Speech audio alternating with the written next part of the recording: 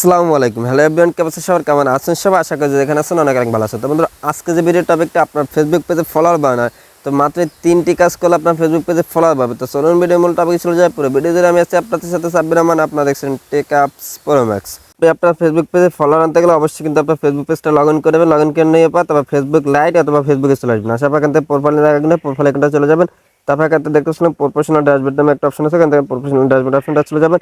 এই অপশনটা যাওয়ার পর এখান থেকে ডাউন করে নিচে আসবেন। নিচে আসার পর এখান থেকে দেখতেছিলাম টুলস নামের একটা অপশন আছে। এখান থেকে টুলস অপশনটা চলে যাবে।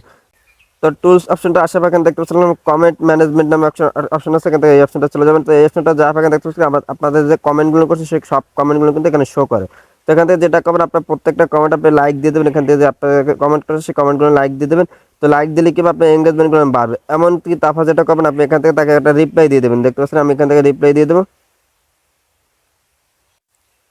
তো আমি রিপ্লাই দিয়ে কিন্তু তাকে কিন্তু সেন্ড করে দেবো। তো আপনি যেটা করবেন, আপনাকে যে কমেন্ট করেছে সবাইকে কিন্তু এখান থেকে আপনি যেটা করবেন, আপনি কমেন্টে রিপ্লাই দিয়ে দেবেন প্লাস লাইক দিয়ে দেবেন। তো যেটা এটা দিলে কি হবে, তাহলে কিন্তু তারা কিন্তু আপনাদের পেজে আসবে। পেজে আসলে কিন্তু এঙ্গেজমেন্ট বাড়বে। এঙ্গেজমেন্ট বাড়ার সাথে সাথে কিন্তু সেক্ষেত্রে কিন্তু সে যদি ফলো করে সেক্ষেত্রে কিন্তু ফলো আর বাড়বে।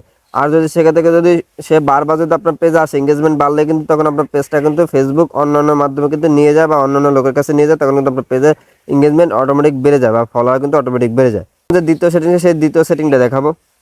তো দ্বিতীয় সেটিংটা করার জন্য আবার টুলস নামে যে অপশনটা চলে আসবে। অপশনটা আসবে এখান থেকে পিপল টু ইনভাইট নামে অপশনটা আছে। এখান থেকে এই অপশনটা চলে যাবেন। এই অপশনটা যাওয়ার এখান থেকে আপনি চাইলে আপনার প্রোফাইল থেকে আপনার ফ্রেন্ডদের ইনভাইট জানাতে পারেন এখানে।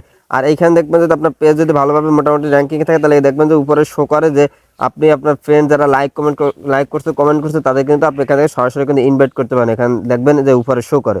তো আশা করি এটা বুঝতে পারছেন যে ইনভাইটের মাধ্যমে কিন্তু আপনি আপনার ফলোয়ার বাড়াইতে পারেন। তবে তৃতীয় যে সেটিংটা, সেই সেটিংটা দেখানোর জন্য আপনি চলে আসবেন আপনার প্রোফাইলে সেখানে প্রোফাইল এখানটা চলে যাবেন। প্রোফাইল এখানটার সাথে যাওয়ার পর কিন্তু প্রফেশনাল ড্যাশবোর্ড নামে অপশন আছে। এখান থেকে প্রফেশনাল ড্যাশবোর্ড অপশনটা চলে যাবে।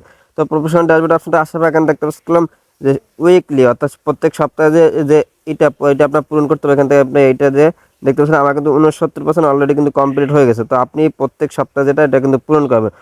তো এখান দেখতে পাচ্ছেন কিরকম আমার কিন্তু এই যে এখান থেকে কিন্তু এটা কিন্তু 60টা লাগবে। তো 60টা অলরেডি কমপ্লিট হয়েছে। এখান থেকে 60টা লাগবে, সেটা কিন্তু একটা কমপ্লিট হয়নি। এগুলো কিন্তু কমপ্লিট করলে সঠিকভাবে কমপ্লিট করলে কিন্তু আমার যে উইকলি বা প্রত্যেক সপ্তাহে যে কমপ্লিট হয়েছে কমপ্লিট হয়ে যাবে। কমপ্লিট হয়ে গেলে কিন্তু আপনার পেজটা কিন্তু খুব র্যাঙ্কিং করবে এবং আপনার পেজে কিন্তু অবশ্যই কিন্তু ফলোয়ার বাড়বে। আশা করি বুঝতে পারছেন। ভালো থাকবেন, সুস্থ থাকবেন। আল্লাহ হাফিজ, আসসালামু আলাইকুম।